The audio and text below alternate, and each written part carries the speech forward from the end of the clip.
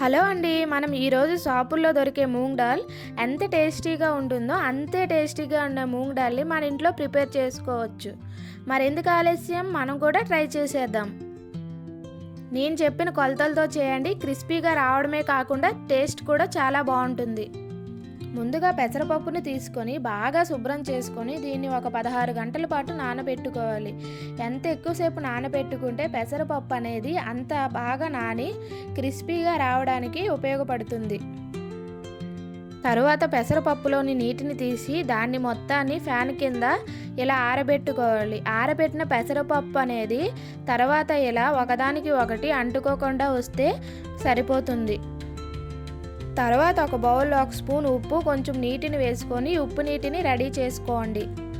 తరువాత ఒక ప్యాన్లో నూనెని బాగా వేడి చేసుకొని దాంట్లో ఒక జాలి గరిటె తీసుకొని దాంట్లో పెసరపప్పుని కొంచెం కొంచెం వేసి వేయించుకోవాలి.